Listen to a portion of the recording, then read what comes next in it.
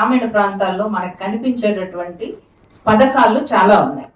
అయితే వాటి ఇంప్లిమెంటేషన్ను ఎలా జరుగుతోంది అనేటటువంటిది చూడాల్సినటువంటి బాధ్యత ఎవరు బెనిఫిషియరీస్ గా ఉన్నారు, దాని లబ్ధిదారులు ఎవరు, వారి ఉపయోగం ఏంటి, ఎట్లా జరుగుతోంది, ఏ విధంగా జరుగుతోంది, వాస్తవంగా నిజమైనటువంటి లబ్ధిదారులకి ఈ పథకాలు అందుతున్నాయా, అందకపోతే గనక ఎక్కడ లోపం ఉంది, వీటిని చూడాల్సినటువంటి బాధ్యత సమాజంలో జర్నలిస్టుల మీద ఎక్కువ ఉంటుంది.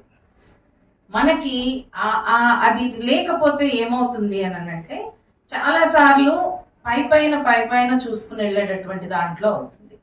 నేను రైతుల ఆత్మహత్యల మీద రాయటం మొదలుపెట్టిన తర్వాత నాకు అంతవరకు కేవలము కొన్ని కారణాల వల్ల మాత్రమే అప్పులవుతాం వల్ల చనిపోతున్నారు అనే దాంట్లో నుంచి ఆ అంశం వెనకాల ఉండేటటువంటి చాలా అంశాలు బయటకు రావటం అంటే మాట్లాడాలి. ఎవరైతే లబ్ధిదారులో బాధితులు ఎవరైతే ఉంటారో వాళ్ళ దగ్గరకు వెళ్ళి మాట్లాడటం ద్వారా మాత్రమే మనము అసలు విషయాన్ని తీసుకురాగలుగుతాం. ఆ అసలు విషయం ఏముంటుంది? ఒక్క కారణం కాదు, రైతుల ఆత్మహత్యకి కారణం ఒకటి మాత్రమే కాదు. కర్ణుడి చావుకి ఎన్ని రకాల కారణాలు అని చెప్తారో అన్ని రకాల కారణాలు ఉంటాయి. ఒకటి కుటుంబం, తర్వాత ప్రభుత్వాలు నిర్ణయించేటటువంటి అంశాలు, ఆ తర్వాత మారుతున్నటువంటి వ్యవసాయ విధానాల్లో ఎక్కువ వినియోగం అవుతున్నటువంటి కెమికల్స్, ఇవన్నీ కూడా చుట్టుముట్టుకుని తీవ్రమైనటువంటి ఆరోగ్యమైనటువంటి అంశాల్లో కూడా వెళ్ళిన సందర్భం ఉంది. కానీ వాటిని అర్థం చేసుకుంటూ అవి ఎంత స్థాయిలో వెళ్తున్నాయి అనేది తెలియకపోయినప్పటికీ కూడా ఒక చావుని రిపోర్ట్ చేసినటువంటి విధానం ఏదైతే ఉందో అది అత్యంత మానవీయమైనటువంటి రిపోర్టింగ్. అది దాంట్లో నుంచి మిగతా చాలా అంశాలని మేము నేర్చుకోవడానికి, అంటే వేరే మొదలుపెట్టిన అందరిది మేము నేర్చుకోవడానికి అవకాశం వచ్చింది. అయితే మనం ఇప్పుడు దాంట్లో గవర్నమెంట్ స్కీమ్స్ లో నుంచి చూసినప్పుడు నిజానికి వ్యవసాయాన్ని సపోర్ట్ చేయడానికి, వ్యవసాయంలో స్త్రీలని సపోర్ట్ చేయడానికి, మరీ ముఖ్యంగా భారతదేశ వ్యవసాయంలో 72% మహిళా రైతులు. ఇది ఆశ్చర్యంగా ఉంటుంది.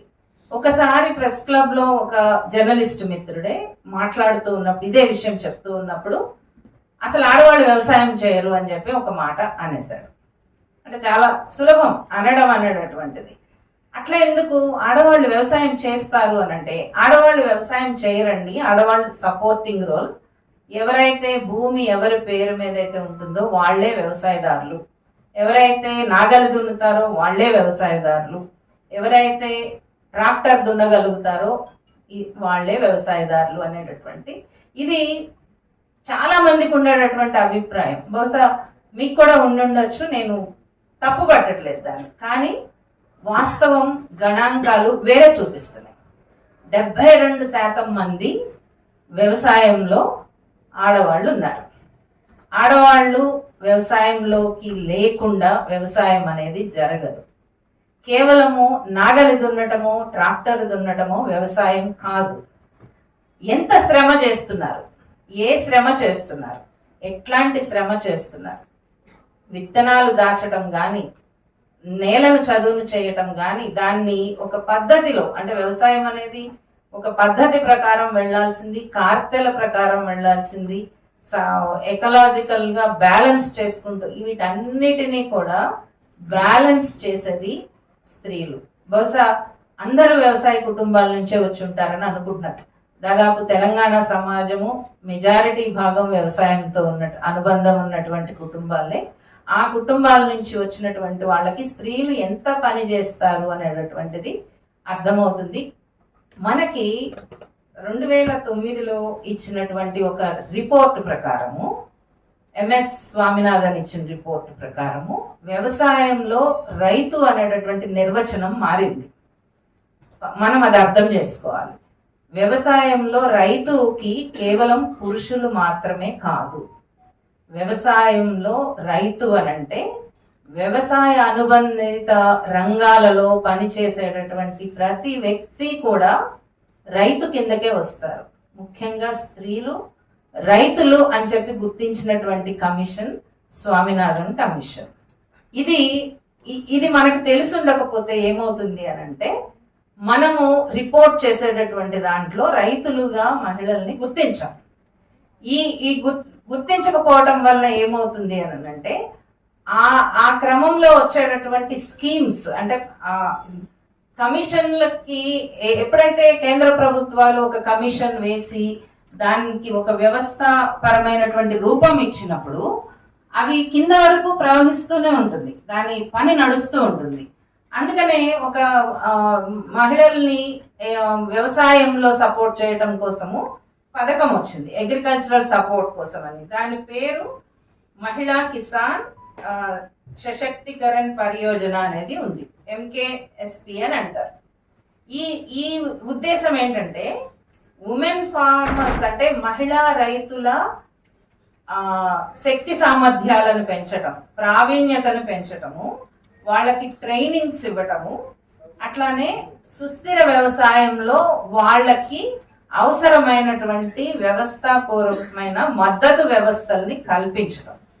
అప్పుడు ఏమవుతుంది, మనం అసలు వాళ్ళని రైతులుగా గుర్తించకపోతే, రైతులుగా గుర్తించేటటువంటి స్వభావాన్ని మనం తీసుకోకపోతే గనక ఈ పథకం కూడా అంతే విధంగా నీరు గారిపోయే అవకాశం ఉంది. ఎందుకంటే దీని మీద ప్రాధాన్యత ఉండదు. అసలు మహిళల్ని మన దృష్టిలోనే మహిళలు వ్యవసాయం చెయ్యరు అనేటటువంటి ఒక దృష్టికోణం మనకి పాతకాలం నుంచి ఉన్నది. అట్లా నడుస్తూ ఉన్నప్పుడు అసలు మహిళలుగా వాళ్ళని గుర్తించినటువంటి విషయమే ప్రధానమైపోతున్నప్పుడు మహిళల పేరు మీద వచ్చేటటువంటి పథకాలను కూడా ఆ నిజమైనటువంటి లబ్ధిదారులకి అందించేటటువంటి అవకాశం ఉండదు. ఇది గ్యాప్. అంటే అధికార వ్యవస్థకి, అధికార యంత్రాంగానికి, సమాజానికి వారధిగా పనిచేయవలసినటువంటి జర్నలిస్టులు దీనిని ముందు అర్థం చేసుకోవాలి. దాన్ని ఇంప్లిమెంట్ చేయవలసింది అధికార యంత్రాంగం, తీసుకోవాల్సింది స్టేక్ హోల్డర్స్, ఉమెన్ కావచ్చు, కుటుంబాలు కావచ్చు. కానీ ఈ సమాచారం లేదు. అధికార యంత్రాంగానికి వెళ్ళి వాళ్ళ వరకు వెళ్ళి సమాచారం ఇచ్చేంత వ్యవస్థ వాళ్ళకి ఉండొచ్చు, ఉండకపోవచ్చు. కానీ సమాచారం ఎక్కడి నుంచి వస్తుంది? సమాచారము పేపర్ల ద్వారా వస్తుంది, రిపోర్ట్ల ద్వారా వస్తుంది, రోజువారీ టీవీల ద్వారా వస్తుంది. అప్పుడు ఏం చేయాల్సి ఉంటుంది అని అంటే ఈ పథకంలో ఉండేటటువంటి అంశాలని ప్రచారం చేయటంతో పాటు ఏ గ్రామానికి, ఏ మండలానికి ఈ పథకం కింద ఎంతమందికి లబ్ధిదారుల్ని నిర్ణయిస్తున్నారు, ఏ మండలానికి ఈ పథకంలో ఎంతమందికి అవకాశం ఉంది, ఈ అవకాశాన్ని ఇప్పటి వరకు ఎంతమంది తీసుకున్నారు, అసలు తీసుకున్నారా, లేకపోతే మహిళల పేరు మీద ఆధిపత్యంలో ఉండి లేకపోతే కొంచెం బలం ఉన్నటువంటి వర్గాలే వీటిని ఉపయోగించుకుంటున్నాయా? ప్రతి దాంట్లో కూడా మనం ఒక పథకాన్ని కేవలము ఒకే వర్గానికి అని ఉండదు, దాని కింద వరకు ఉంటుంది. అంటే సామాజిక న్యాయం అనేటటువంటిది ప్రతి చోట ఇంప్లిమెంటేషన్ లోకి తీసుకురావాల్సినటువంటి బాధ్యత రాజ్యాంగ పరంగా ఉన్నటువంటి హక్కు. అంటే సామాజిక న్యాయము అని అంటే ఎంతమంది దీంట్లో లబ్ధిదారులుగా ఉన్నటువంటి వాళ్ళు, అది SC ST కావచ్చు, లేకపోతే మైనారిటీ కావచ్చు, బహుజనులు కావచ్చు, ఏ రకమైనటువంటి సామాజిక న్యాయాన్ని ఆ పథకంలో చూపించారు, ఆ పథకాన్ని నిర్దేశించారు అని ఆలోచించినప్పుడు మనకి అప్పుడు ప్రతి మండలంలో ఎంత ఈ పథకం ఎట్లా అమలు అవుతుంది అనేది అర్థమవుతుంది. దీన్ని ఎట్లా మనం ప్రజెంట్ చేయొచ్చు, ఈ ఒక్క పథకం గురించే చెప్తాను.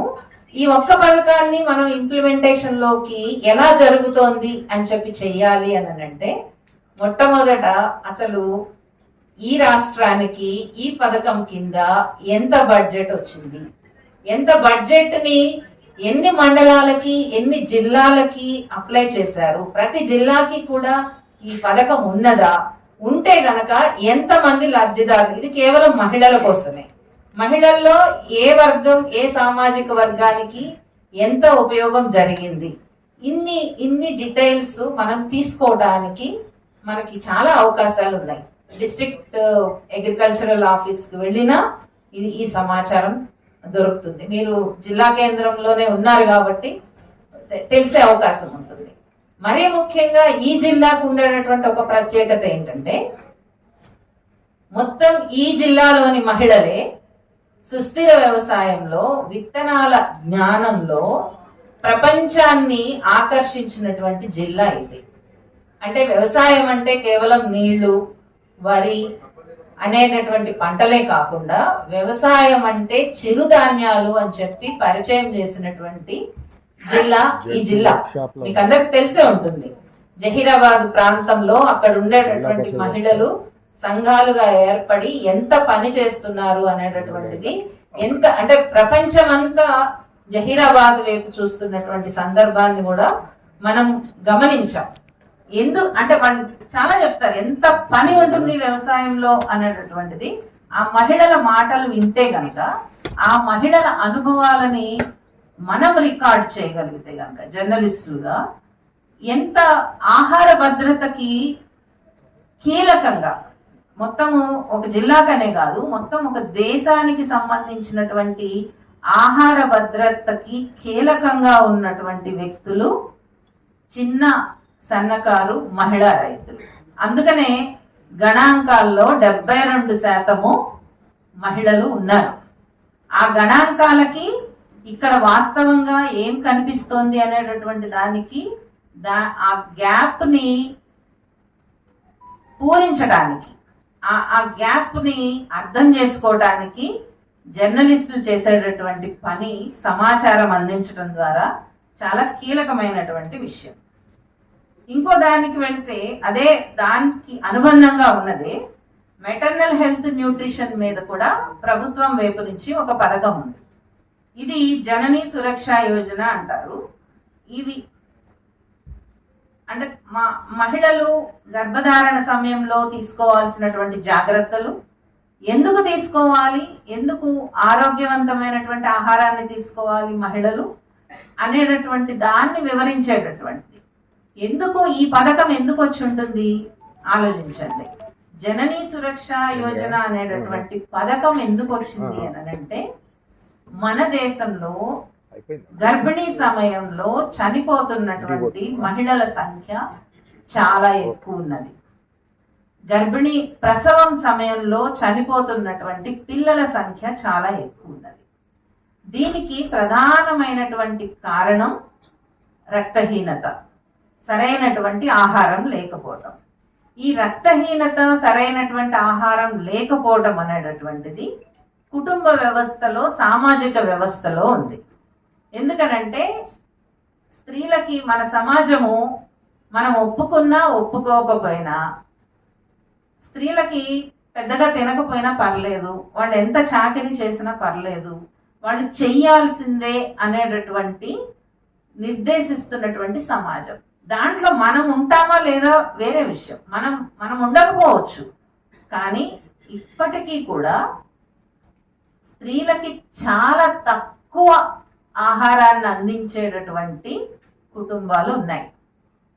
ఇది ర్యాంపెంట్, మనకి మన గణాంకాల్లో చూపించేటటువంటిది. ప్రతి ప్రసవ సమయంలో చనిపోయేటటువంటి ప్రతి స్త్రీకి కూడా ఆహారం సరిగ్గా లేకపోవటం చిన్నప్పటి నుంచి, అంటే అది కల్చరల్ ఆస్పెక్ట్ లో నుంచి వస్తుంది. సరైనటువంటి ఆహారం తీసుకోకపోవటం కూడా, అంటే బలవర్ధకమైనటువంటి ఆహారం తీసుకోకపోవటం, దానికి ఉండేటటువంటి కారణాలు ఒకటైతే సాంస్కృతిక పరంగానే చాలా తక్కువ తీసుకోవడం అనేటటువంటిది మన చుట్టూ ఉంటుంది. దానికి చాలా నడుస్తూ ఉంటాయి. అంటే లావు, సన్నము, మన మీద చూపించేటటువంటి, ఇంపోజ్ చేసేటటువంటి అంశాలు. ఆడవాళ్ళు అంటే ఇట్లానే ఉండాలి, సన్నగా ఉండాలి, లేకపోతే అణకువగా ఉండాలి, ఎంత శ్రమనైనా భరించాలి కానీ నోరెత్తి మాట్లాడకూడదు. ఇవన్నీ అంటే మీకు ఆశ్చర్యంగా అనిపించవచ్చు, ఇప్పుడు అట్లా లేరు కదా మేడం, ఇప్పుడు అంతా మారిపోయింది కదా అని అనుకోవచ్చు. కానీ మన గణాంకాలు మనల్ని మోసం చేయకూడదు. మన గణాంకాలు చెప్తున్నది ఏంటంటే ఇప్పటికీ మనకి హాస్పిటల్కి వెళ్ళలేనటువంటి, ప్రసవ సమయంలో వెళ్ళలేనటువంటి, హాస్పిటల్కి వెళ్ళి డెలివరీ చేసుకోలేని సమాజం ఉన్నది. ఇది మనం గుర్తించాలి. ఆ తర్వాత 6 ఏళ్లలోపు పిల్లలు చనిపోతున్నారు. 6 ఏళ్లలోపు పిల్లలు చనిపోవడం అని అంటే 6 ఏళ్లలోపు పిల్లలకి సరైనటువంటి ఆహారం లేకపోతే గనక వాళ్ళ ఎదుగుదలలో చాలా ప్రమాదకరమైనటువంటి పరిస్థితులు ఏర్పడతాయి. వాళ్ళ ఎత్తు పెరగటంలో కానీ లేకపోతే వాళ్ళ శరీరం కండరాలు పెరగటంలో కానీ ఈ 6 ఏళ్ల వయసు అనేది చాలా ముఖ్యమైనటువంటిది. అందుకనే అంగన్వాడీ సెంటర్ అనేటటువంటిది మనకి చాలా ముఖ్యమైనటువంటి. అంగన్వాడీ సెంటర్ ఏదో ఒక ఆమెకు ఉద్యోగం ఇవ్వటం కోసం ఏర్పడింది కాదు. అంగన్వాడీ సెంటర్ అంటేనే గ్రామీణ వ్యవస్థలో అంటే అట్టడుగు సమాజాలలో వీళ్ళందరికీ కూడా ఆ టైంలో ముఖ్యంగా గర్భిణీ స్త్రీలకి న్యూట్రిషన్ అందించటము సప్లిమెంటరీగా, రెండవది 6 సంవత్సరాల లోపు పిల్లలకి సరైనటువంటి న్యూట్రిషన్ ఇవ్వటం. 6 సంవత్సరాల లోపు గనక పిల్లలకి సరైనటువంటి ఆహారం దొరకకపోతే, పౌష్టికాహారం దొరకకపోతే గనక వాళ్ళ మెదడు సరైనటువంటి విధానంలో ఎదగదు.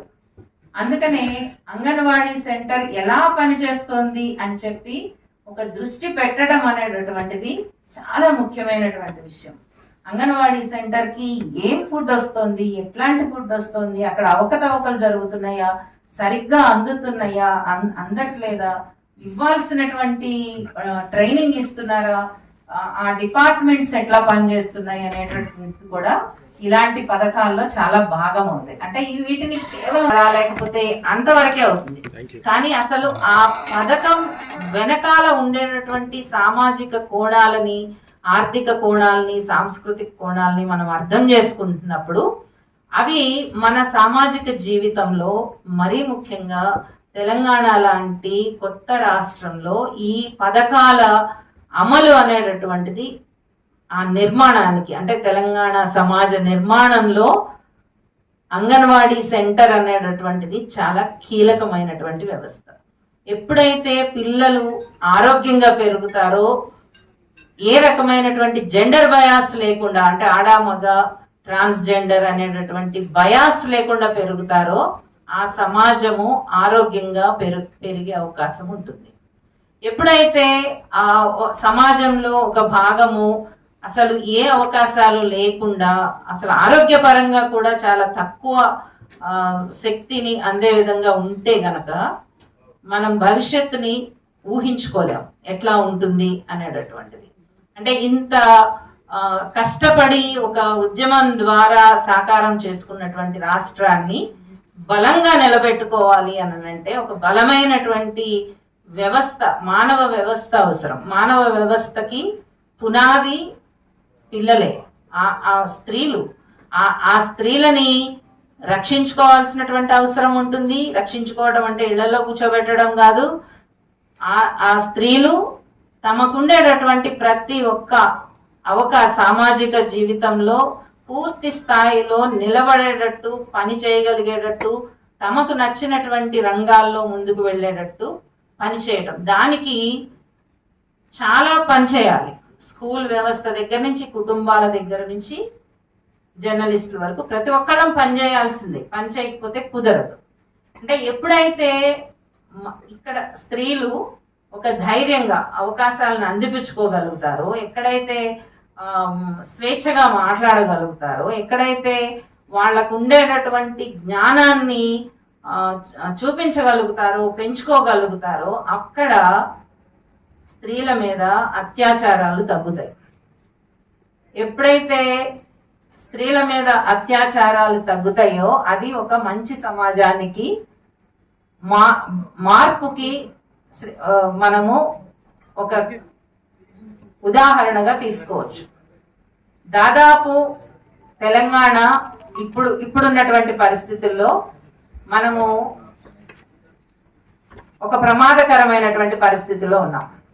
ఎందుకు అనంటే స్త్రీల మీద జరుగుతున్నటువంటి అత్యాచారాలు కావచ్చు, లేకపోతే వివక్ష కావచ్చు, చాలా ప్రమాదకరమైనటువంటి సంఖ్యలో ఉన్నది. ఇది నేను చెప్తున్నటువంటి విషయం కాదు. నేను ఇక్కడ చెప్పే ప్రతి మాట కూడా ఒక రికార్డు వ్యవస్థల్లో ఉన్నాయి.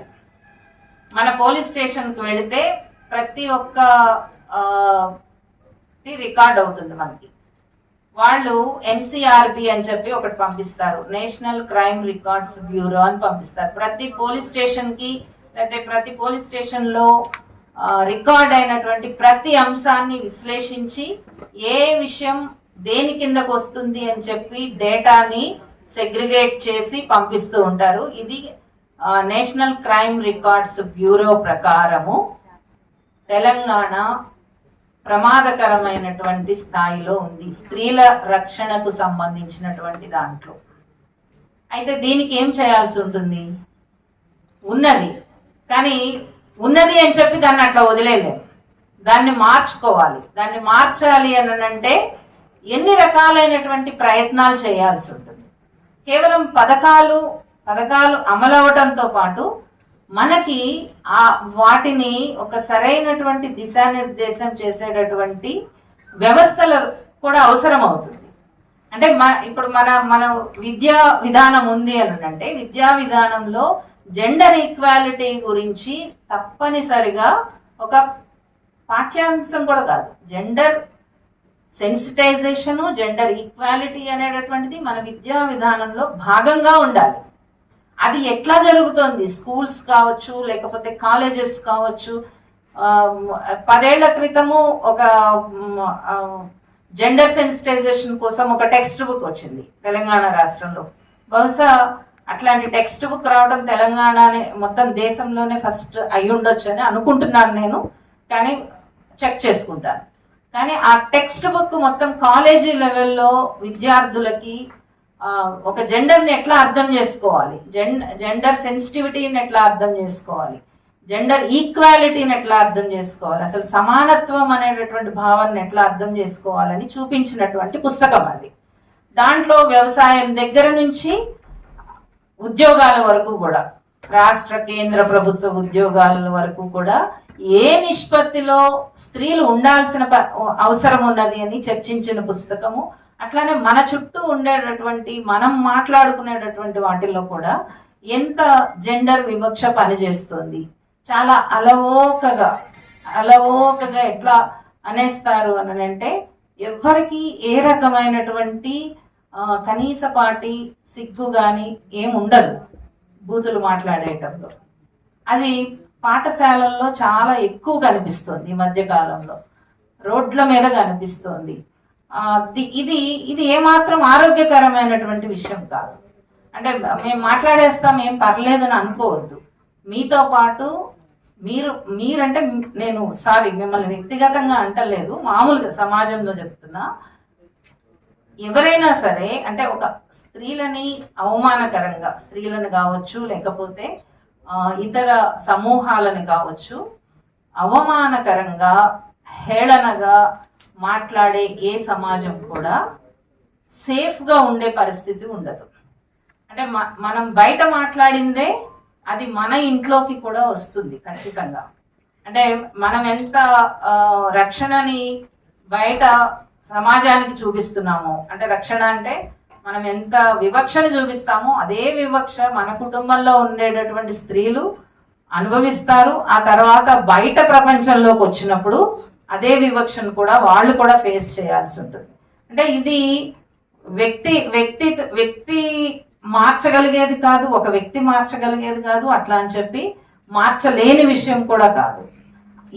అది అర్థం చేసుకుంటున్నప్పుడు మన విద్యా వ్యవస్థలో అసలు ఒక జెండర్ ఈక్వాలిటీ అనేటటువంటి దాని మీద చాలా పెద్ద చర్చ జరగాల్సి ఉంటుంది.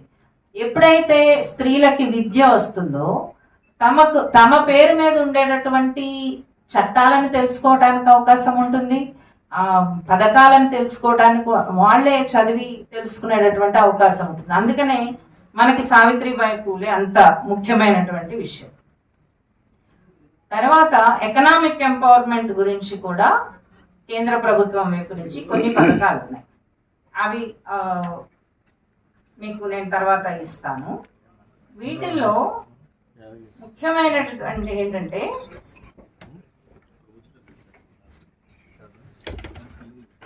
ఈ మొత్తము చాలా పథకాలు ఉన్నాయి. మిషన్ శక్తి అని ఒక ప్రోగ్రామ్ ఉంది. పొలిటికల్ ఎంపవర్మెంట్ గురించి 33% మీకు అందరికీ తెలుసు. గ్రామీణ పంచాయతీలలో ఇప్పుడు తప్పనిసరి 73వ చట్టం ద్వారా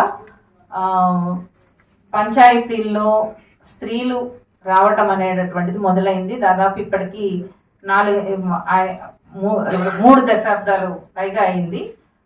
అది మార్పు ఎంతవరకు వచ్చిందనంటే యాక్సెప్ట్ చేసేంత వరకు వచ్చింది. కానీ నిజానికి చాలా మంది ఇప్పటికీ చెప్తున్నటువంటి విషయం ఏంటంటే, ఎందుకనంటే గ్రామీణ ఆర్థిక వ్యవస్థకు ప్రజాస్వామ్యానికి మూల ఆయువు పట్టు గ్రామాలే. ఆ గ్రామాలలో అధికారం అనేటటువంటిది అందరి చేతుల్లోకి రావాలి అని ఉద్దేశించినటువంటి పథకమే చట్టం అది. ఆ చట్టం ద్వారా ఇప్పుడు మనకి చాలా మంది సర్పంచులుగా ఉన్నారు, వార్డు మెంబర్లుగా ఉన్నారు, జిల్లా పరిషత్ చైర్మన్లుగా ఉన్నారు, నగరపాలిక వాటిల్లో ఉన్నారు, కౌన్సిలర్స్గా ఉన్నారు. కానీ చాలా తక్కువ మంది మాత్రమే తమ అధికారాన్ని తాము నిర్వర్తించగలుగుతున్నారు. ఎందుకు నిర్వర్తించలేకపోతున్నారు? ఇది ఒక పొలిటికల్ ఎంట్రీగా చాలా మంది చూస్తున్నారు. ఈవెన్ వాళ్ళ స్త్రీలు నిలబడినా కానీ అది వాళ్ళ దాంట్లో చూస్తున్నారు. కాబట్టి ఇది నిజానికి మారాల్సి ఉన్నది. కొంచెం మారింది అని అనిపించింది నాకు, ఎక్కువ మారలేదు. మీ మీ మీ దృష్టికి వస్తే మీరు చూడండి. అంటే ఏ గ్రామంలో అయినా సరే ఇట్లాంటి ధోరణులు ఉంటాయి. అంటే సర్పంచ్ స్త్రీ అయ్యి ఆమె కుటుంబ సభ్యులు, భర్త కావచ్చు, తండ్రి కావచ్చు, అన్న కావచ్చు, పరిపాలన చేస్తూ ఉంటే గనక మనము తప్పు ఎవరిది అని అంటాము? తప్పు ఎవరిదని అంటాం? ఆ స్త్రీ. కానీ పేపర్లో వచ్చేటటువంటి వాటిల్లో చాలా వరకు స్త్రీలదే తప్పు అనేటటువంటి దాంట్లో నేను చాలా చూశాను. ఎందుకనంటే ఏదన్నా విషయం వచ్చినప్పుడు స్త్రీల మీద వీళ్ళు ఇట్లా చేస్తున్నారని అంటున్నారు. కానీ నిజానికి ఎదురవుతున్నటువంటి ఈ ఇంప్లిమెంటేషన్లో ఎదురవుతున్నటువంటి అంశాలని ఒక న్యూట్రల్ దృష్టితో రిపోర్ట్ చేయగలిగినటువంటి మానసిక స్థితి మనందరికీ రావాల్సిన అవసరం ఉంది. ఎందుకని చెప్పి సమాజం ఇంకా స్త్రీల రాజకీయ అధికారాన్ని అంగీకరించడం లేదు.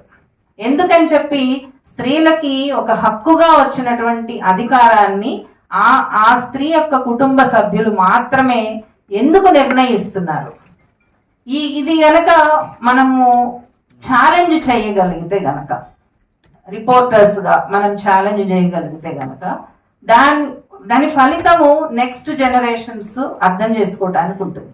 ఇది ఎక్కువ కాలం కొనసాగితే గనక ఇది చాలా స్త్రీలకి రాజకీయ అధికారం అనేటటువంటిది చాలా ఫార్స్గా మారే అవకాశం ఉంటుంది.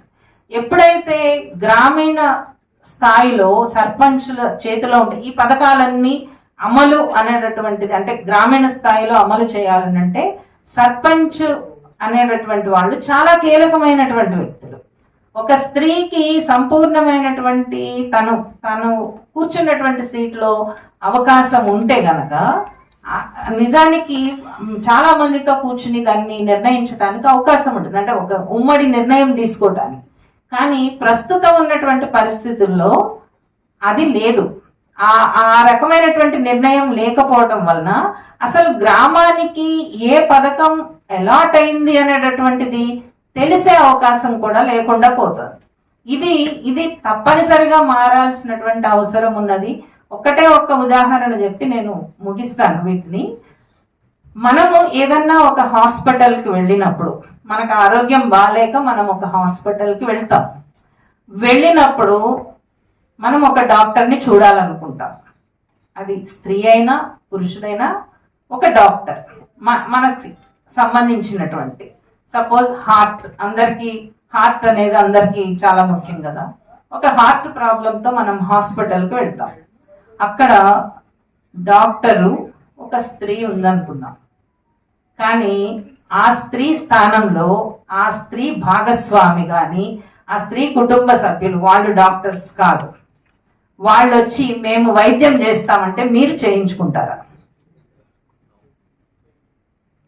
ఎస్ అని ఒక్కళ్ళు చెప్పండి, నేను ఆపేస్తా. ఒక డాక్టర్, ఒక స్త్రీ డాక్టరు ఆ స్త్రీ దగ్గరికి మీరు మీ సమస్య, మీ హార్ట్ సమస్యతో మీరు వెళ్ళారు, కానీ అక్కడ ఆ స్త్రీ యొక్క భర్తో అన్నో వాళ్ళు డాక్టర్లు కాదు, కానీ మేము ఆపరేషన్ చేస్తాము అని చెప్పి వాళ్ళు అంటే మీరు యాక్సెప్ట్ చేస్తారా? ఎవరమైనా చేస్తామా? చెయ్యం కదా. ఎందుకంటే అది ఒక నైపుణ్యంతో కూడినటువంటి పని అని చెప్పి.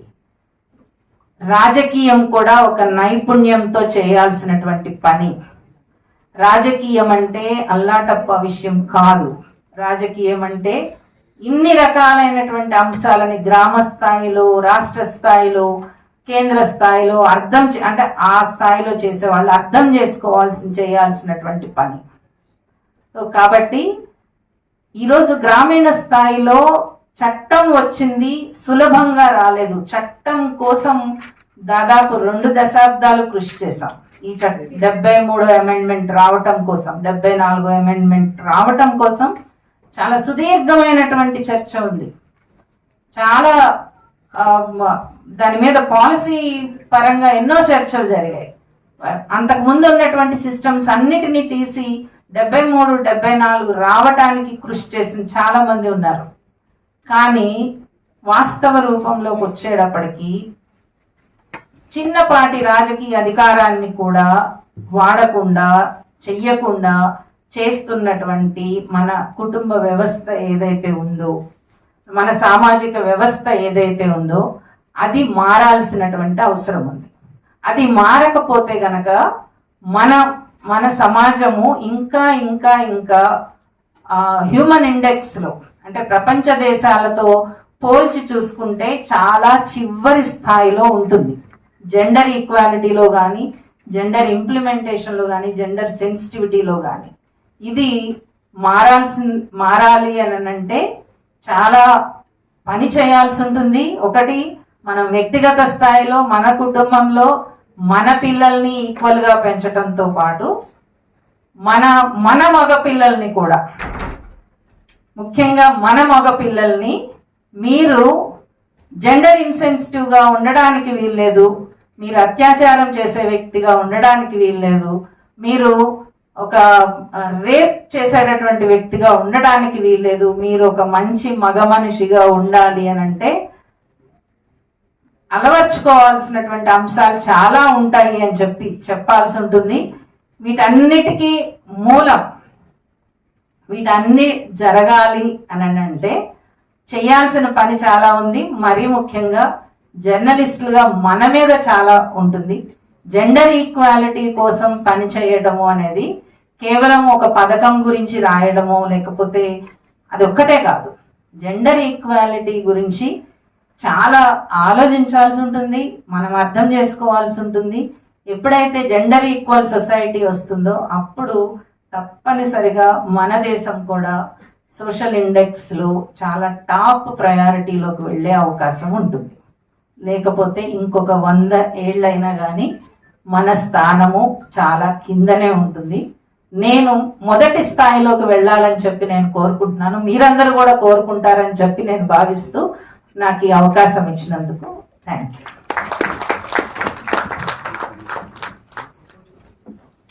మరియు central government programmes, especially women related వాటి గురించి కూడా మాకు అర్థమయ్యే విధంగా చక్కగా చెప్పారు. నేర్చుకోలేని అంశాలను మీ ద్వారా నేర్చుకున్నాను. అదేంటంటే అంగన్వాడీ అంటే సమయానికి వస్తుందా లేదా అదే చూస్తున్నాం, కానీ 6 సంవత్సరాల లోపు బ్రెయిన్ ఎట్లా పెరుగుతుంది, అప్పుడు పోషకాహారం లేకుంటే నెక్స్ట్ వచ్చే జనరేషన్ ఎట్లా ఉంటుంది, దానిపైన మేము ఎట్లా స్పందించాలి. చాలా చక్కగా మేడం చెప్పారు, చాలా థ్యాంక్ యూ. ముఖ్యంగా ఏంటంటే ప్రతిదీ కూడా మానవీయ కోణంలో చూసినప్పుడే యాజ్ ఏ జర్నలిస్ట్ గా రాయగలను నేను అనుకుంటున్నాను. ఇంకా ఎవరైనా? మేడం, నా పేరు అబ్దుల్ బాసిద్, నేను బీఆర్కే న్యూస్ స్టాఫ్ రిపోర్టర్. ప్రస్తుతం ఏదైతే లింగ వివక్ష గురించి మాట్లాడారో జర్నలిజంలో ఏ విధంగా ఉండే నేను భావిస్తున్నాను. అలాంటి వ్యక్తుల గురించి మీరు చెప్పింది చాలా సంతోషం. అంటే ఎలాంటి తప్పిదం చేయకూడదు, మనం తప్పిదం చేసే వ్యక్తుల్లో మనం ఉండకూడదు అని చెప్పి మీరు చెప్పారు కదా, దానివల్ల మేము చాలా thank you. Coming here for connecting session for our journalists. I also thank Satyapriya Garu for conducting her session in AI in journalism. Thank you, madam, so much. Yadagiri Garu, District President, Telangana Union Working Journalist, to please come on to the dais. మీరు ఏదైనా మాట్లాడతారా if you want? Madam గారు ధన్యవాదాలు. ఇప్పటిదాకా మనలో చాలా మంది మిత్రులు ప్రెస్ ఇన్ఫర్మేషన్ బ్యూరో గురించి అదొకటి మనకు ఉన్నదని తెలుసు, కానీ వాళ్ళు మనకు ఇంత అందుబాటులో ఉంటారని తెలియదు. వాళ్ళ ద్వారా మనకు పనికొచ్చే ఇంత సమాచారం దొరుకుతుందని, ప్రెస్ ఇన్ఫర్మేషన్ బ్యూరో ద్వారా ఏమేమి కార్యక్రమాలు జరుగుతున్నాయో కూడా అంటే నాకు కూడా ఈరోజే తెలిసింది. ఇంతకుముందు కొన్ని మాత్రమే తెలుసు, ఈరోజు చాలా విషయాలు అంటే వాళ్ళు మన కోసం ఏమేమి చేస్తున్నారు, మనము ఏమేమి చేయకూడదు, ఏమేమి చేస్తే మనం జర్నలిస్టులుగా మరింత పరిణతి చెందుతాము, మరిన్ని నికార్సైన వార్తలు రాయగలుగుతాం అనేది పిఐబి మేడమ్స్ ద్వారా బాగా తెలిసింది. అదేవిధంగా మన జిల్లా కలెక్టర్ గారు కూడా పొద్దున ఇనాగరల్ సెరమనీకి వచ్చారు. వారు కూడా జిల్లాలో నిత్యం మనం రాసే వార్తలను వారు చదువుతున్నారు కాబట్టి వారి అభిప్రాయాన్ని కూడా మనం తెలుసుకోగలిగాము. పిఐపి ద్వారా ఉపయోగం అనేది ఇలాంటి వర్క్షాపులు మనం నిరంతరం అంటే మనకు ఎప్పుడు అందుబాటులో ఉంటే అప్పుడు అటెండ్ అవ్వడం ద్వారా మన వృత్తిలో నైపుణ్యాన్ని పెంచుకోవచ్చు, మన సోర్స్ను అభివృద్ధి చేసుకోవచ్చు. ఈ వృత్తిలోనే చాలా మంది ఇంకా కొనసాగాలని అనుకుంటున్నారు కాబట్టి వాళ్లకు ఇంకా మెలకువలు నేర్చుకోవచ్చు అనేది ఈ వర్క్షాప్ ద్వారా మరోసారి నిరూపితమైంది. ఈ వర్క్షాప్ను ఒక 2-3 నెలల క్రితం మన డిపిఆర్ఓ విజయలక్ష్మి మేడం మన దగ్గర వర్క్షాప్ నిర్వహిస్తారంట అని మొదటిసారి అన్నప్పుడు నాకే చిన్న డౌట్ వచ్చింది. ఎందుకంటే వర్క్షాప్లకు అటెండ్ అయ్యి చాలా సంవత్సరాలు అయింది కదా, మనమే ఇప్పుడు వర్క్షాపులు పెట్టే స్థితిలో ఉన్నాం కదా అని అనిపించింది. కానీ జర్నలిజంలో ఎంత నేర్చుకున్నా తక్కువే అనేది మరోసారి ఈరోజు నిరూపితమైంది. మన మిత్రులందరూ అన్యదా భావించకండి. ఇలాంటి వర్క్షాప్ ఇంతమంది వస్తారని కూడా మొదట్లో అనుకోలేదు. మేడం వాళ్ళు ఐ థింక్ చాలా హ్యాపీగా ఫీల్ అయి ఉంటారు. Sangareddy is the successful symbol, success destination అని నేను అనుకుంటున్నాను. I'm thankful to you madam. I request our Sangareddy DPR Vijayalakshmi garu to please come on to the dais. Okay madam. నిజంగా తను చేసిన సహాయం మరవలేనిది. తక్కువ సమయంలో కూడా మిమ్మల్ని అందరినీ కోఆర్డినేట్ మీరు చేసి ఇక్కడ ఏర్పాట్లు చేయడానికి మాకు చాలా సహకరించారు. Actually also we had some issues with the press and all. Ma'am, I request you. ఇక్కడ సంఘటనలో ఒక రైతు బిడ్డ నోటి నుంచి విన్నట్టుగా అనిపించింది. అంటే ఒక మట్టి మనిషి చెబితే ఎలా ఉంటుందో మేడం చాలా బాగా చెప్పారు. ఎప్పుడో విన్నాం చాలా రోజుల క్రితం, అప్పుడెప్పుడో 94లో ఈనాడు స్కూల్ ఆఫ్ జర్నలిజంలో ఉన్నప్పుడు బూదరాజు రాధాకృష్ణ గారు ప్రిన్సిపల్ గారు ఉండే, ఆయన శిష్యుల్లో నేను ఒకరిని. అప్పుడు చాలా విపులంగా విన్నాము. ఇందాక మళ్ళీ ఇన్ని రోజుల తర్వాత ఓకే మనం కూడా క్లాస్కు మళ్ళీ అటెండ్ అయితే బాగుంటుందేమో, రీఛార్జ్ అవుతామేమో, రీ ఎనర్జీ వస్తుందేమో అనిపించింది మీరు మాట్లాడుతుంటే. మీరు ముగ్గురు కూడా చాలా విషయాలు మనం విశదీకరించారు. మా జిల్లా తరఫున, మా మిత్ర బృందం తరఫున, మా వర్కింగ్ జర్నలిస్టుల తరఫున, మా గ్రామీణ ప్రాంత జర్నలిస్టుల తరఫున, మా సహోదరులు అందరి తరఫున మీకు పేరు పేరున ధన్యవాదాలు. మీరు ఇలాంటి సెమినార్లు అదేవిధంగా మీరు వెనక పేజీలో మా ఇందాక ఈనాడు శివకు మా నీ మధ్య ఒక యాక్సిడెంట్ జరిగింది. అతనికి అంటే ప్రెస్ అకాడమీ తరఫున ఒక ప్రయత్నం ఏదో జరుగుతుంది. అలాంటి వాళ్ళకి ఇంకేమైనా ఉపయోగపడే సంక్షేమ పథకాలు కానీ, ఎవరికైనా ఎప్పుడు ఏ ఆపద వస్తుందో తెలియదు కదా. మా మిత్రులు ఎక్కడైనా ప్రమాదం జరగగానే ఒక చేతితో డ్రైవింగ్ చేస్తూ ఇంకో చేతితో సెల్ ఫోన్ మాట్లాడుకుంటూ స్పాట్కి వెళ్ళిపోతున్న వాళ్ళనే ఎక్కువ మందిని చూస్తుంటాం. ఆ క్రమంలో కానీ టెన్షన్లో కానీ చాలా మంది ప్రమాదాలకు గురవుతున్నారు. సహజంగానే ఉండే ఒత్తిడి వల్ల కూడా ప్రమాదాలకు గురవుతున్నారు. ఆరోగ్యాన్ని ఫలంగా పెట్టి, ఫ్యామిలీని ఫలంగా పెట్టి కూడా వార్తల కోసం వెంటాడుతున్నారు. మీ పిఐబి ద్వారా అంటే నాకు ఇచ్చిన ఫీడ్బ్యాక్ రిపోర్ట్ లో కూడా వీలైతే ఇంకొన్ని ఏమైనా వెల్ఫేర్ కానీ ఇంకేదైనా యాక్టివిటీ కానీ ఏదన్నా ఫైనాన్షియల్ అసిస్టెన్స్ కానీ మా వాళ్ళందరికీ ఏమైనా ఛాన్స్ ఉంటే చేయండి అని. అంటే మేము చేయగలిగేది అభ్యర్థన మాత్రమే కదా. ఆ అభ్యర్థన మీ ద్వారా అంటే నేరుగా ఎవరైతే ఇవ్వగలరో ఎవరైతే చెప్పగలరో వాళ్ళకు చెప్పగలిగే అవకాశం మాకు వచ్చింది. I'm thankful to you madam. Thank you.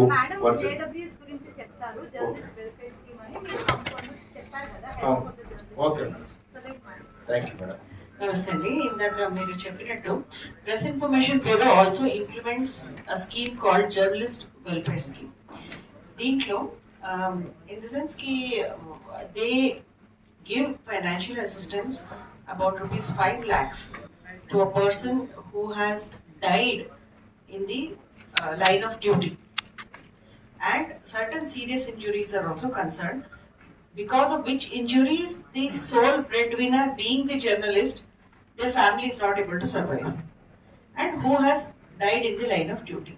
Kani okate entante these people directly apply on the website, PAB website, whereas the journalist welfare scheme gurinchi untundi, and if required we are always there to give you assistance how it has to be applied and all. But then the decision is taken at the headquarters. All అన్ని states నుంచి ఇట్లా request వస్తాయి. కేంద్ర స్థాయిలో ministry of information broadcasting లో ఒక committee ఉంటుంది. The committee involves, I mean of course it is headed by the secretary INP, but it involves active journalist, prominent names from all fields ఉంటారు. They meet once in 6 months and scrutinise all these applications. And మనమైతే ఏమేమి recommend మన officers field లెవెల్కి వెళ్ళి like what actually is the situation, because see the funds are limited, but the person who deserves it the more should get. For example, there are 2 families, both places the journalist has died, but oka family lo the kids are at least reached graduate level, they are about to get jobs, atla oka paristiti. Inkoka paristiti, the kids are still in primary, they are orphaned, nobody to take care. So our field officer will obviously recommend the family B deserves immediate attention. So there is also a gradation, like there are many objective criteria. Of course, it is not only subjective by the officer assessing it. Do they have a pakka house? What age are their children? What is the education? These kind of criteria are there. So all that after considering, this financial assistance is given, and there are many cases from Telangana which we have processed positively. So we will also try and give out the information about this scheme through your WhatsApp groups and all that. You can share it with your friends. Madam, ఏదైనా insurance scheme లాంటిది ఉన్నదా? Insurance లేదండి. ఏం లేదు, only assistance ఉన్నది. Yes, assistance. Thank you madam. Gayatri గారు ధన్యవాదాలు. ఒక్క మాట చెప్తాను. అంటే నేను గమనించినంత వరకు, అంటే నేను కూడా జర్నలిస్ట్ ఫ్యామిలీని కాబట్టి మా హస్బెండ్ కూడా జర్నలిస్టే. సో ఒకటి వ్యక్తిగత స్థాయిలో ఇన్సూరెన్స్ అయితే తీసుకోవడం తప్పనిసరి అండి. అంటే ఏది తీసుకుంటాము అనేటటువంటిది మనం ఆలోచించుకోవచ్చు. కానీ ఎందుకనంటే కుటుంబం ఉంటుంది, పిల్లలు ఉంటారు, ఆధారపడిన తల్లిదండ్రులు ఉంటారు. హెల్త్ చాలా ముఖ్యమైనటువంటి విషయం అండి. ఒక్కొక్కసారి అంటే ఏమనిపిస్తుంది అని అంటే, నేను ఈ 20 ఏళ్ల నుంచి గ్రామీణ ప్రాంతాల వాలంటీర్స్తో వర్క్ చేస్తున్న సిద్దిపేట ఏరియా, మెదక్ అదంతా కూడా చాలా వరకు ఇన్సూరెన్స్ కట్టడానికి ఇష్టపడరు. అంటే ప్రతి సంవత్సరము ఒక 1000 రూపాయలు 2000 కట్టడానికి అది అనవసరమైనటువంటి మైండ్ సెట్. అది కొంచెము దాన్ని రిలాక్స్ చేసుకోండి. ఇది కేవలం మన ఆరోగ్యం కోసం, మన ఫ్యామిలీ కోసము ఖర్చు ప్రిజర్వ్ చేసుకుంటున్నది అని అనుకోవాలి. ఇన్సూరెన్స్ మాత్రం తప్పనిసరిగా తీసుకోవాలి. ఏదో ఒక అవసరం వస్తుంది, యాక్సిడెంటే అవ్వాల్సిన అవసరం లేదు. ఇప్పుడు మనం తినే తిండి ఏది కూడా ఆరోగ్యంగా లేదు, క్యాన్సర్లు పెరిగాయి, చాలా అనారోగ్యమైనటువంటి వాతావరణంలో మనం బతుకుతున్నాము, పొల్యూషన్ ఎక్కువైంది. వీటన్నిటిలో ఎక్కడో ఒక చోట అవసరం వస్తుంది. అది ముఖ్యం. వ్యక్తిగత స్థాయిలో తీసుకోవాల్సినటువంటి నిర్ణయం. సంవత్సరానికి ఒక 5,000 లేకపోతే మన ఇంట్లో కుటుంబ సభ్యుల సంఖ్యను బట్టి ఒక ప్రైమ్ ఏజ్ లో తీసుకుంటేనే ఇన్సూరెన్స్ కి ఉపయోగం ఉంటుంది. ఒక 50 ఏళ్ళు దాటిన తర్వాత మీరు ఇన్సూరెన్స్ తీసుకోవాలనుకుంటే దాని ప్రీమియం కూడా పెరుగుతూ ఉంటుంది ఎక్కువ, ఎందుకంటే వాళ్ళు కూడా ఇవ్వరు. ఇది ఒకటి నా పర్సనల్ రిక్వెస్ట్, అందరికీ కూడా తీసుకోండి. వార్తల కోసము చేయాల్సినటువంటి అవసరం లేదని అనుకోండి. ఖచ్చితంగా బళ్ళ మీద తిరుగుతారు, అందరూ మోటార్ బైకుల మీద తిరుగుతారు, హెల్మెట్ తప్పనిసరిగా పెట్టుకోండి. ఇది అంటే ఇవి పర్సనల్ జాగ్రత్తలు ఎందుకు చెప్తున్నామని కాదు, ఆ మినిమం కొన్నిసార్లు ఈ జాగ్రత్తలు తీసుకోకపోవడం వలన కూడా కొన్ని జరుగుతూ ఉంటాయి. తర్వాత యూనియన్ ఆఫ్ జర్నలిస్టుల వైపు నుంచి కూడా మీరు ఇక్కడ స్టేట్ గవర్నమెంట్కి రిప్రజెంట్ చేయాల్సినట్టు, అంటే ముఖ్యంగా గ్రామీణ ప్రాంతాల్లో అండ్ ప్రెస్ అకాడమీ వైపు నుంచి ట్రైనింగ్స్ కానీ లేకపోతే వర్క్షాప్స్ని చేస్తూ ఉండుండొచ్చు, కానీ బలంగా వినిపించాలి. లేకపోతే ప్రతిదీ హైదరాబాద్ కాన్సన్ట్రేషన్గా జరిగితే ఏమీ ఉపయోగం ఉండదు. హైదరాబాద్ అనేటటువంటిది అదే ఇప్పుడు మహాసముద్రం లాగా ఉండి ఎవరు ఏం చేయాలో అర్థం కాని పరిస్థితిలో ఉంది. ఇంకా పెరుగుతుంది ఫ్యూచర్ సిటీ అని, అట్లా అదంతా పెరిగిపోతూ వెళ్తుంది. కాబట్టి యూనియన్ ఆఫ్ జర్నలిస్టుల వైపు నుంచి నేను చెప్తున్నది ఏంటంటే, ఈ కాంక్రీట్గా ఈ డిమాండ్స్ని మీరు జిల్లాల వైపు నుంచి బలంగా పెట్టగలిగితే కనుక ఆ డిమాండ్స్ నేచర్ కూడా మారుతుందని అనుకుంటున్నాను. Thank you Sanjay.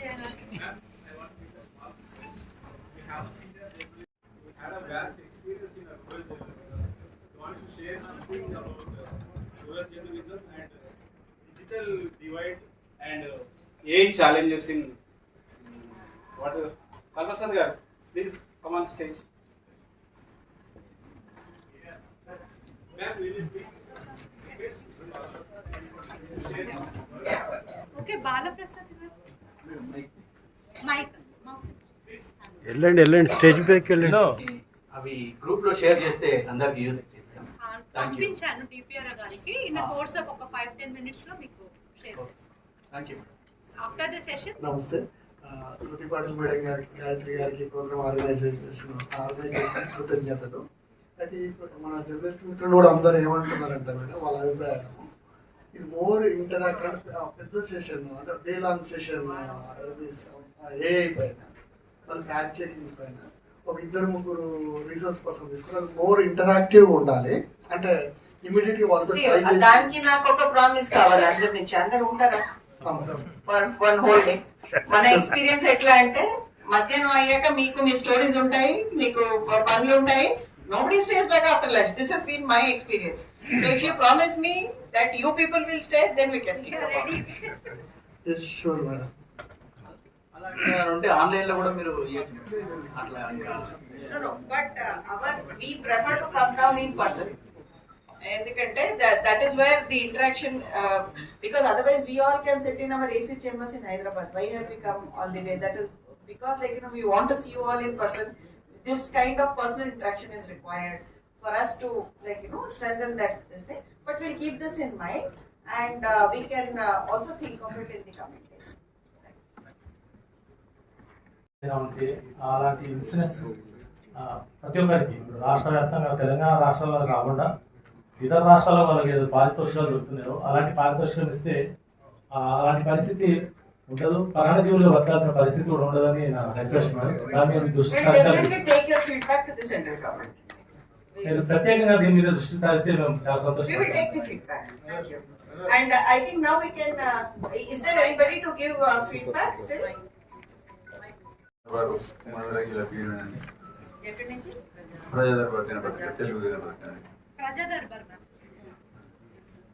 First of all మీకు మా ట్రైనింగ్ ఇచ్చిన మీ అందరికీ ధన్యవాదాలు. దాంతోపాటు చిన్న రిక్వెస్ట్ ఏంటంటే, ఈ వార్తా ల్యాబ్ అనే మీ ట్రైనింగ్ ప్రోగ్రామ్ని చాలా సంవత్సరాల తర్వాత, చాలా గ్యాప్ తర్వాత ఈరోజు నిర్వహించారు. సంతోషం అనిపించింది. ఇలాగే ఎవ్రీ ఇయర్ అట్లా కండక్ట్ చేస్తే అవేర్నెస్ అనేది వస్తుంది. ఇప్పుడు 7-8 సంవత్సరాల కింద కండక్ట్ చేసే ప్రోగ్రామ్ ఇది రెడ్ గ్లాస్ హోటల్లో. మళ్ళీ చాలా రోజుల తర్వాత కండక్ట్ చేసేవారికి సంతోషం అనిపించింది. దయచేసి ఎవ్రీ ఇయర్ అట్లా కండక్ట్ చేసేటట్టు చూడండి. థ్యాంక్ యూ అండి for your feedback. But we also have some targets. మనకి అంటే ఇప్పుడు తెలంగాణలో they are 33 districts, but we are given targets of completing 8 or 10 Vartalabs per year according to the mandate or funds. So that's how we keep rotating among the districts. But of course, I take your feedback very positively. We will tell Government of India to increase the number of Vartalabs. And our lone journalist friend, you have to share something kindly. Woman journalist friend. జిల్లా staff capital ఇన్ఫర్మేషన్లో చేస్తున్నాను. మీరు ఈ WhatsApp ఇచ్చిన information చాలా చాలా మోటివేషన్గా ఉంది. So మహిళల పట్ల వివక్షత అనేది మీరు చెప్పారు కదా మేడం, దానికోసం ఇంకా వివక్షతనే చూపిస్తున్నారు కానీ ఒకరికి మోటివేషన్ చేసేసి ఇంకా వాళ్ళు ఇంకా రావాలి అని పైకి రాణిస్తలేదు. నాకు తెలిసి వాళ్ళు ఎప్పుడైతే లేడీ వచ్చారో ఆ లేడీ పక్క జరుగు అట్లా కొంచెం అవేర్నెస్ అయితే చాలా వరకు ఉంది మేడం. సో ఆ అవేర్నెస్ లేకుండా లేడీస్కి ఇంకా కోఆపరేట్ చేసి మీ ద్వారా కొంచెం మెసేజ్ ఇస్తే ఇంకా బాగుంటుందని నాకు టైంకి వచ్చి ఎంతమంది వస్తారో నేను కూడా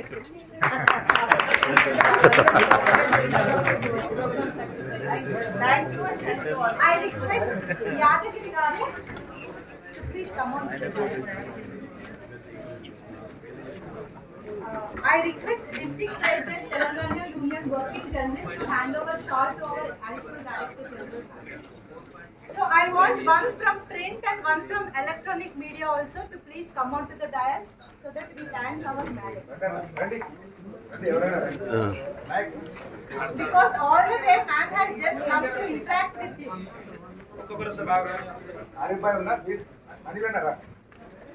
ఇది చేసి కొంచెం జరపడం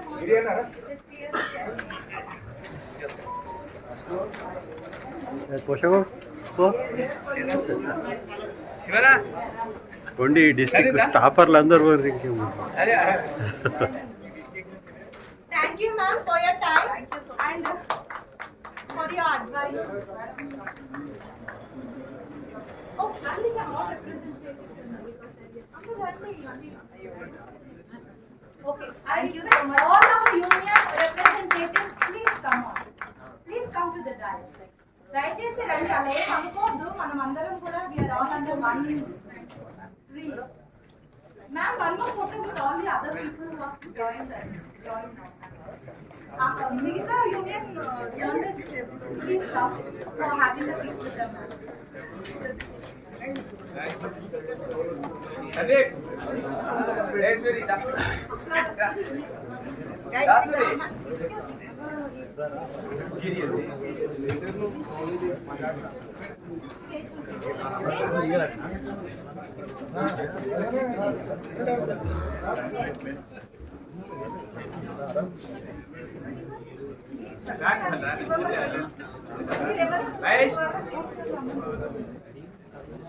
Ramesh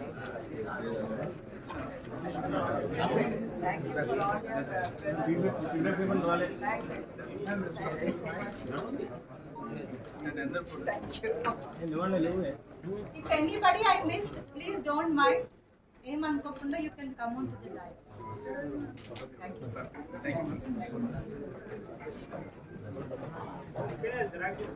Thank you. Vote of thanks. A formal vote of thanks. I really, from bottom of my heart and PIB Hyderabad, I thank our ADG Madam Shruti Patil Garu and also our speakers and especially our journalist media friends who have come all the way and participated in this session and conducted this successfully. Thank you all once again. ఇప్పుడు మనకు lunch ఉందండి. I request everybody to please go to the dining hall and have your lunch. ఆ DPR గారితో మేడంతో group photo తీసుకుంటామని కొంతమంది మిత్రులు అంటున్నారు. So those who want to have a photographs one by one you all can come.